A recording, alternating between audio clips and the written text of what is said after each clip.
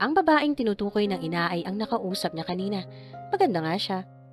Pero, ma, maniwala kayo sa akin. Wala akong makitang interesting sa kanya. Ni hindi ko nga siya pag-aaksaya ng panahong lingunin eh. Ang taas naman pala ng standard mo. Di naman sa ganoon, ma. Pwede kaming lumabas pero wala akong maipapangako sa kanya. Pero sa totoo lang, pagsasayang lamang iyon ng oras sa paniko. Ayaw ko rin siyang bigyan ng maling pag-asa. Sige, wag na lang si Vinya. Hahanapan na lang ang kita ng iba. Well, I have to respect your opinion.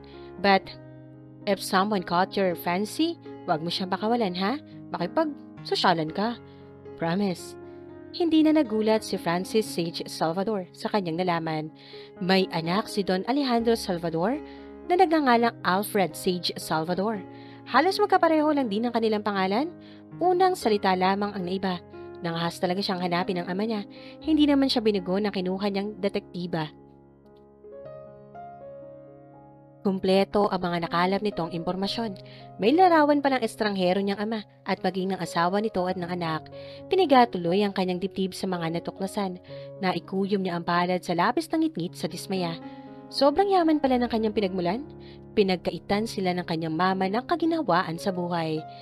Naging saksi siya kung paano siya igapang ng gusto ng mama niya. Hindi biro ang hirap na ginawa nito para sa kanya. Na kung tutuusin, pwede naman silang tulungan ni Don Alejandro Salvador, ang walang kwenta niyang ama. Hindi matatawaran ang kayamanan nito. Nakalagay pa naman ito sa kanyang birth certificate bilang ama niya. Dala rin niya ang apelyido nito. Hindi man lang sila naalalang tulungan. Kaya kung abot man niyang langit ang kanyang muhi rito, walang po pwedeng sumisi sa kanya. Francis, pagkarinig sa boses na iyon ng ina, mabilis niyang inimis ang mga larawang nakakalat sa kanyang kama. Subalit napansin na pala iyon ng mama niya, kaya hindi na niya naitago ang mga iyon dito. Saan nanggaling ang mga to? Sa detective na inupahan ko, ma. Ngayon ay wala na kayong maililihim pa sa akin. Kilala ko na kung sino ang ama ko. Hindi lang pala bastang tao si Alejandro Salvador. Mayaman pala siya. Anak, walang hiya siya. Hindi na niya itinago nararamdamang muhi sa ama. Sa ang kanyang kayamanan, pwede naman niya tayong tulungan kung gusto niya, di ba? Tandaan niya, ipararanas ko sa kanya ang aking galit. Ano? Oras na para makilala niya ako. Ha? Babalik tayo ng Iloilo, ma. Magre-resign na ako sa aking trabaho. Magpapakilala ako kay Don Alejandro Salvador bilang anak niya. Hindi niya ako pa pwedeng dispatchahin. Isa rin akong Salvador. Dala ko ang pangalan niya. Francis, siya nga ang ama mo. Subalit hindi pa ito ang tamang panahon para magharap kayong mag-ama. Hintayin mo na lang ang panahong yon. Kung kailan? Hindi ko alam. Makikilala mo rin siya, iho. Sa ngayon, hindi pa. Darating din ang sandaling makakaharap mo siya. Walang kasiguraduhan yung sinasabi ninyo, ma. Hindi ninyo ako mapipigilan. Magpapakilala ako sa kanya. Nakakainggit ang anak. Si Alfred Sage Salvador, ang sarap ng buhay. Samantalang ako, tayo. Heto at nakikipaglaban pa rin sa agos ng buhay. May trabaho nga ako. Ordinaryong office staff pa rin. Sawa na ako sa buhay nating isang kahig isang tuka. Francis, nakakasuya na, ma. Sana na lang kung ayaw ninyong mangyari ito, hindi nyo na lamang ako ipinangalan sa kanya. Isinunod nyo na lamang ako sa apelyido ko. Apelyido mo? Hindi ninyo ako mapipigilan sa desisyon ko ito. Sa Frances, nakikiusap ako. Wag muna ngayon. Hindi pa ito ang tamang panahon. Wala sa lugar iyang galit mo. Ako ang may kasalanan ng lahat. Ako ang sisihin mo, wag ang iyong ama. Ano ang ibig ninyong sabihin? Hindi naman niya tayo pinabayaan eh. Sinusuportahan niya tayo ever since. Buwanan niya tayong pinadadalhan ng pera. Pero ang perang yun ay minsan man, hindi ko ginalaw. Ha? Sandali. Basta lang sumunod ang pangningin niya sa kanyang mama. Nasorpresa siya sa nalamang hindi sila nito pinabayaan. Paano nangyari yun? Wala siyang napansin o naramdamang guminhawa ang kanilang buhay. Hindi siya kumbinsido sa mga sinabi ng kanyang mama. Gusto lang nitong linisin ang pangalan ni Don Alejandro Salvador sa kanya. Hindi sila tinulungan. Hindi biro ang ginawa nitong pagtatrabaho para lang maitaguyod siya. Kaya paano tinulungan ng estranghero niyang ama? Sila ay bumalik ang mama niya. Isang libreta de bangko ang hawak nito. Heto. Ang patunay na hindi niya tayo pinabayaan, Frances. Lahat ng perang pinadala niya ay pinasok ko sa bangko na nakapangalan sa iyong account. Minsan man, hindi ko ginalaw yan. Gusto ko lang talagang patunayan sa aking sarili na kaya kitang buhayin mag-isa. Sunod-sunod na paglunok ang kanyang ginawa. Nanginig na ang kanyang kamay nang mahawakan niya ang libreta de bangko. Unang pahina niyon nakalagay ang kanyang pangalan at ang sunod-sunod na deposit. Ang pinakaunang entry ay 2 years ago at ang kabuuang pera niyon ay nagpalula sa kanya. Kung ilang milyon ang nakalagay roon, walang palya ang dating ng perang sustento natin mula sa kanya, iho. Buwan-buwan yun for 22 years. Walang pagpapalyang nangyari. Iyan lahat, kasama na riyan ng tubo. Hindi talaga siya makapaniwala. Hindi niya akalaing meron siyang perang ganoon kalaki. Labis talaga siyang nalula. Nanghina tuloy ang kanyang pakiramdam. Sa perang nasa pangalan niya, marami na siyang mabibili. Pangarap niyang magkakotse. Mabibili na talaga niya. Siyempre, matagal na niyang alam na pag-aari nila ang kanilang bahay. Hindi niya alam ang sasabihin sa kanyang mama. Natameme siya. Hindi na niya alam kung ano ang sasabihin dito. Nautal siya sa nalaman. Kagaya nga ng nasabi ko, gusto ko lang patunayan sa aking sarili na kaya kitang buhayin. Iyon ang perang yan. Iyo yan. Gawin mo na ang gusto mo, Francis. Napagtapos na kita sa pag-aaral sa sarili kong pagsisikap. Walang ibang tumulong sa akin. Isang karangalan sa akin na mapagtapos kang mag-isa. Nahigit niya ang paghinga. Ma, hindi niyo naman dapat na pinahirapan ang inyong sarili eh. Dapat ay ginamit niyo na ang perang ito sa negosyo. Hindi na sana kayo nahirapan pa. Narinig mo na ang dahilan ko, iho. Ngayon ang pakiusap ko, hindi pa ito ang tamang panahon para makilala mo ang iyong ama. Hintayin natin ang tamang sandali. Maghintay na lang tayo. Bakit? Naroon si Alfred Siege Salvador sa tapat ng gusali ng Family Ventures na pag-aari ni Don Alejandro Salvador, ang kanyang ama. Ilang beses na niya itong nakita. Kumbinsido naman siyang di siya kilala ng lalaki kagaya ng sabi ng kanyang ina, kahit na regular na dumating ang kanilang sustento. Sanggo lamang daw siya noon ng una't huling makita nito. Subalit, sa panig niya, imposibleng hindi siya kilala ng lalaki. Tuloy-tuloy ang pagsuporta nito sa kanila. Alam din ang kanilang address. Imposible namang hindi ito nangahas na masilip man lang sila ng mama niya kahit na mula sa malayo. Kung tutuusin, dapat ay isa siya sa namamahala ng mga kumpanya ng kanyang ama. Hindi lang ang anak nitong si Alfred Sage Salvador. Sa ngayon, sa isang hotel siya nagtatrabaho bilang assistant manager. Kasino lamang ang kanya natatanggap na sahod, pero sobra-sobra naman iyon sa pangangailangan nila ng mama niya. Mapubuhay naman sila niyon na maayos, nakatutok na ang kanyang isipan sa pagpasok sa family ventures. May karapatan siya sa mga negosyo ng kanyang ama, hindi lang ang kanyang half-brother. Makakaya rin naman ang pamahalaan, alinman sa mga kumpanyang pag-aari ni Don Alejandro. Higit sa lahat, matanda siya sa lalaki ng 1 taon. Lumalabas lamang na nakababata niya itong kapatid. Maliwanag din sa kanya na hindi talaga nito mahal ang inad niya dahil iba ang pinakasalan nito. Natuon ang pansin niya sa lalaking nasa bungad ng lobby. Nakatingin ito sa kanya. Si Alfred Sage Salvador yon. Nagkakilala na sila pero hindi pa yata nito alam na iisa lamang kanilang ama. Hindi niya binitiwan ang paningin nito. Hindi talaga siya nag-abalang magpakilala ritong siya si Alfred Sage Salvador. Samantalang nakalimutan naman itong magpakilala nang malamang Salvador din siya. Hindi lang nito batid na marami na siyang alam ukol dito. Nakita niya ang ginawang paghakbang ng lalaki. Palapit ito sa kanya. Nananatili lamang siya sa kanyang kinatatayuan. Hinintay itong makalapit. Ano ngayon kung nakita siya noon? Wala siyang makitang dapat na ikabahala. Mr. Salvador, right? How are you? What are you doing here? Nagkipit balikat siya. I was just admiring the vicinity. Hindi ko inaasahang makikita ka dito. Dito ka ba nagtatrabaho? Dapat ay nagpapakasasa rin siya sa pera ni Don Alejandro Salvador. Kagaya ng kanyang kaharap, kitang-kita sa estado nito ang pagkahiga sa pera. Sa pier ako nag-opisina. So what are you doing here? Pag-aari ng Family Ventures ang Oriental saan kung lines ako nagtatrabaho. Paglalahad ng lalaking di pa rin nagpakilala sa kanya. By the way, saan ka dito sa Iloilo nakatira? Kasama mo ba ang iyong mga magulang? Taga Azaraga ako. Araw-araw akong bumabiyahe. About my parents, ang mama ko lang aking kasama. About my father, ayoko siyang pag-usapan. Sige, aalis na ako. Nice talking to you. Sure.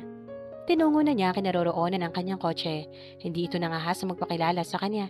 Nung ka naman kasing tatanungin siya nito. Kilala na niya ang lalaki. Darating din ang tamang sandali kung saan malalaman nito ang hiblang nag-uugnay sa kanilang dalawa. Mula roon, bumalik na siya sa hotel. Nakaukil-kil sa kanyang isipan na may karapatan siya sa pera ni Don Alejandro Salvador. Sinusuportahan sila nito. Nangangahulugan lamang iyon na kinikilala siyang anak. Nakalagay sa kanyang birth certificate ang pangalan nito bilang ama niya. Sabi nga ng kanyang mama, darating ang tamang sandali ng paghaharap nila ng kanyang biological father. Sa panig naman niya, impatient na siya. Sigurado excited lang siyang makapasok na sa family ventures. Handa siyang kilalanin si Don Alejandro bilang ama niya. Hindi iyon problema sa kanya. Hindi man ito pinakasalan ng ama niya. Pinagamit naman sa kanya ang pangalan nito. Isang papapatunay na isa siyang Salvador. Enzo Sage Salvador is a typical happy-go-lucky guy. Masasabi niyang sunod niya sa layaw. Bakit hindi? Nag-iisang anak lamang siya. Kung ano man ang hingin niya sa kanyang mama, ibinibigay nito. Ganoon siya kahamahal-mahal ng kanyang ina. Ganoon man ang kanyang personalidad. Responsible naman siyang tao. Hindi siya pabaya. Sinuklian naman niya ng kabuhitihan ang kabaitan ng kanyang mama. Itinuon niya ang pansin sa pag-aaral. Sa pamamagitan man lang niyon ay masuklian niya ang paghihirap ng ina niya. Nagtapos siyang may karangalan sa kolehiyo. Summa cum laude. Consistent siya. Nagtapos siya ng elementarya na first honor. Sa sekundarya, valedictorian naman. Kaya lalo pa niyang pinagbutihan ang pag-aaral sa kolehiyo. Hindi naman siya nabigo sa ginawang paghihirap. Nagbibilang man na nobya, hindi iyon naging hadlang para maging matagumpay siya sa pag-aaral. Kasunod niyon, maraming kumpanya ang nag-imbita sa kanya, mapa-local man o national na nakasentro sa Manila. Ayaw niyang mapalayo sa ina, dagdagan pang wala sa plano nito ang lisanin ng kanilang lugar. Kaya nagdesisyon siyang tanggapin ang alok ng airline, pero bago niyon, nirequest niyang doon sa Iloilo siya madestino. Hindi naman biro ang ibinigay sa kanyang position. Assistant Sales Manager siya. Merong sariling opisina at executive secretary. Sinilaw siya ng magandang offer na malaking bentahe sa kanya. Araw-araw siyang bumabiyahe papasok at pauwi sa kanila ng may higit sa 1 oras. Hindi naman iyon mahirap dahil meron siyang sariling kotse. Pangalawang kotse na iyon. Ang una ay ibinenta niya pagkatapos magkolehiyo. Ang pinagbilhan ay dinagdagan ng mama niya at bumili siya ng ibang modelo. Brand new yon. Kagaya ng dahilan ng mama niya, kailangan niya ng sasakyan sa pagpasok sa trabaho. Sa bagay, simula nang tumuntong siya sa kolehiyo, hindi na siya nakapag-commute pa. Kaya medyo sanay na siya sa komportableng pagbiyahe araw-araw. Wala man siyang kinikilalang ama. Hindi iyon naging malaking kakulangan sa kanya. Ginampanan namang mabuti ng mama niya ang papel nito sa kanyang buhay. Ama't ina niya ito. At ni minsan, hindi siya naghanap ng ama o nangahas na usasain ang mama niya ukol dito. Ang kanyang opisina ay sa airport, sa sales center ng airline. Kaya araw-araw siyang nasa paliparan. 2 beses na rin siya nakadalo ng meeting sa Manila, pero sinisigurado niyang makakauwi siya. Marami ng flight ang airline nila at hanggang gabi na iyon. Palabas ng sales center si Enzo nang matuon ang pansin niya sa isang ginang na muntikan ng mapasubsob ng masagi ng isang lalaki. Mainam na lang at nakuha kaagad ng babae ang tamang panimbang, kaya hindi ito natumba. Ang sumunod na pangyayari ay hindi niya inaasahan. Sinugod ng isang lalaki ang sumanggi sa ginang. Tumama ang suntok nito. Ang instinct ay umawat. Bago pa man siya nakakilos, nakaganti ang sinuntok. Nahigit talaga niya ang paghinga. Hindi na nasundan pa iyon dahil may umawat din sa lalaki. Napailing-iling siya. Naghiwalay na ang 2 panig dahil sa kanya-kanyang kasama ng mga ito. Hindi lang niya masabi kung ano nga sa mga ina ang 2. Saka no big deal naman sa mga nakasaksiyan nangyari sa eksena. Kutob niya, oras na magkitang muli ang 2 lalaki. Siguradong magigigirian ang mga ito. Magkakaroon talaga ng tensyon hanggang sa muling magpang-abot. Tatandaan ang bawat isa, mga karakas. Kumbensido siyang hindi pa tapos ang gulo sa pagitan ng 2 lalaki. Subalit kakatuwang sa migising duelo ng 2, meron siyang napansing similarity sa mga ito. Kakatuwang yon, pero hindi naman siya maaari magkamali. May hawig sa isa't isa ang 2 lalaki. Idagdag pa roon ang kulay ng mga ito, dark. Maging ang mga ilong, prominente rin ang dating. Napatingin siya sa kanyang kulay. Dark din naman siya. Ang kanyang ilong, prominente rin. Hindi ba't iyon ang dahilan kung bakit kakaiba siya sa lahat ng kalalakihan? Liban pa sa kanyang kulay, panghihikayat din ng pansin ng mga babae ang kanyang kagwapuhan. Huminga siya ng malalim.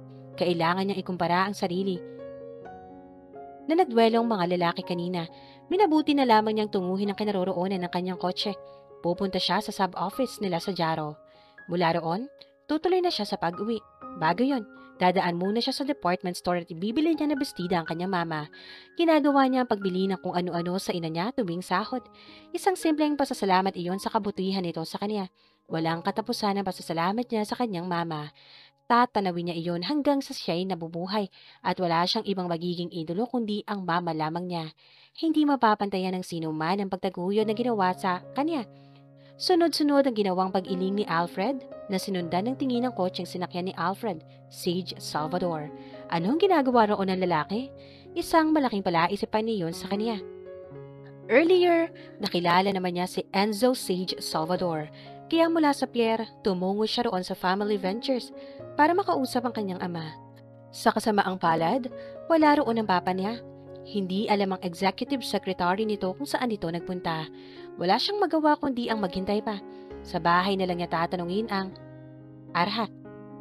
Pag-uwi nito mamaya, binulabog talaga ng dalawang lalaki ang kanyang isipan. Hindi siya nakapagtrabaho dahil sa mga ito. Sage Salvador, iyon ang bumabagabag sa kanya. Ano ang koneksyon sa kanya ng dalawa? Malakas ang kutob niyang meron talaga. Mapapalagpas siguro niya ang pagiging Salvador ng mga ito, pero ang Sage sa pangalan ng dalawang lalaki ay isa ng matinding kwestiyon sa kanya. Kung pagkakataon man yon, sobra-sobra na coincidence yun na matatawag. Umaasa siyang merong masasabi sa kanyang ama. Sa ngayon, hindi niya pinangungunahan ang kanyang isipan na di dismaya kasi siya. Tinungo naman niya ang kinaroroonan ng kanyang sasakyan. Hindi na siya bumalik sa pier. Mula roon, dumiretso na siya ng uwi. Nagtaka naman ang kanyang mama na makita siya. Paano naman kasi? Wala pang alas 5, umuwi na siya. Hindi ito sanay na makita siyang umuwi na ganoon kaaga.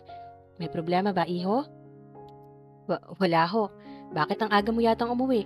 Biglang bumalatay ang pag-aalala sa mukha ng kanyang mama. May dinaramdam ka ba? Nakainom ka na ba ng gamot? Mas mabuti siguro kung magpatingin ka na muna sa doktor para, I'm fine. Sigurado ka? Oho. Alumpihit na tumungo ang ina niya. Sandali lang at ipaghahanda kita ng merienda, iho. Sige na. Isusunod ka na lamang sa kwarto mo. Mukhang kailangan mo magpahinga. Ma, okay lang ho ako. Walang dapat na ikabahala. Ayoko hong mag-snacks at baka masira lang ang aking appetite for dinner. Sige ho, magsha-shower lang muna ako. Tinalikuran na niya ito. Pagkatapos maligo, nagkulong na lamang siya roon sa kanyang silid. Nanatiling abala ang kanyang isipan. Kailangan manahimik ng utak niya. Subalit, mangyayari lamang iyon oras na magkausap sila ng ama tungkol kina Alfred at Enzo Sage Salvador. Gusto na niyang malaman kung ano ang koneksyon ng dalawa sa kanila. Nakadikit ang pangalan ng kanyang lolo sa dalawang lalaki. Nag-iisang anak lang din ang papa niya. Kumbinsido siyang hindi lang iyon basta lang pagkakataon. Konektado ang dalawang lalaki sa kanilang pamilya. Dumating na ang papa. Si Manang, Gracia, ang kaharap ni Alfred. Paglabas niya ng silid, ito ang una niyang nakita. Kalat na ang dilim sa paligid. Hindi niya maririnig ang pagdating ng kotse dahil nakakulong siya sa kwarto niya. Oo, nasaan ho siya? Nagbibihis pa yata. Kaagad niyang tinalikuran ang kanyang mayordoma. Pinuntahan niya ang silid ng kanyang mga magulang. Mismong ang mama niya nagbukas ng pintuan. Itinanong niya rito ang ama. Bakit iho? Pwede ho ba kayong maistorbo pa? Oo naman. Pwede ho ba tayo sa study room? Nauna? Oo. Sige, susunod ako. Nauna na siyang tumungo sa kanilang room. Ilang sandali lang siyang naghintay sa pagdating nito. Naupo na ang kanyang papa. Sinalubong nito ang paningin niya. Hindi niya alam kung paano sisimulan ang pagtatanong dito. You look so serious, iho. Komento nito kapag daka. Mukhang importante ang ating pag-uusapan na. Tungkol sa ano ba yon? Bakit may problema ba sa pier na hindi mo kayang lutasin? Hindi tungkol sa Oriental Lines pa? Ano? Tungkol saan kung ganoon? Nahigit niya ang paghinga. Hindi niya alam kung bakit kinabahan siyang bigla. Nagtataka kasi ako pa. May nakilala akong dalawang lalaki. Yung isa noong 1 buwan ko pa nakilala. Tapos yung isa naman ay kanina ko lang nakilala. Simula kanina, hindi na ako natahimik. 2 lalaki. Nangunutan noon ito. What's in them para maguluhan ka ng ganyan? Sige na, diretsahin mo na para mapag-usapan na natin yan na maayos. Ilang sandali lang ay bababa na ang mama for our dinner. Pareho silang Salvador. So, ano nakakagulat doon? Maraming Salvador sa Pilipinas. Ang iba ay nasa Maynila at Mindanao. Walang dudang marami pang sa ibang lugar. Akala ko ay kung ano na ang pag-uusapan natin. Yung isa ay may pangalang Alfred Sage. At yung isa pa ay Enzo Sage. Bakit ganoon pa? Gamit nila ang pangalan ni Lolo Sage. Nag-iisang anak lang naman kayo. Coincidence lang ba yon?